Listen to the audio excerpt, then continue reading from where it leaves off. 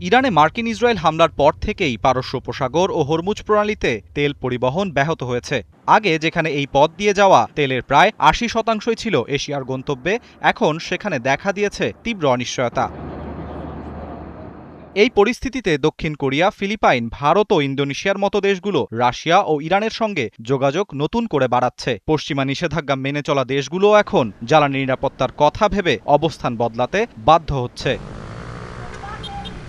Philippine এরই মধ্যে ৫ বছর পর প্রথমবারের মতো রাশিয়ার অপরিশোধিত তেল আমদানি করেছে। ৭ বছরের বিরতির পর ভারতেও পৌঁছেছে ইরানি তেল।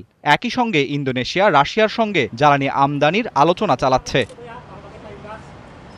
বিশ্লেষকরা বলছেন, রাশিয়ার তেল এখন বৈশ্বিক বাজার মূল্যের চেয়েও বেশি দামে বিক্রি হচ্ছে। দাম বাড়লেও বিকল্পের অভাবে দেশগুলো বাধ্য হয়েছে রাশিয়ার দিকে ঝুঁকতে।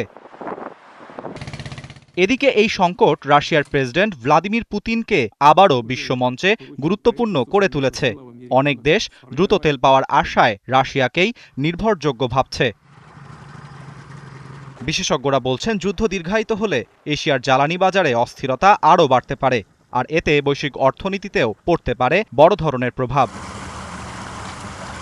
আরাফাত ইসলাম, ৭১।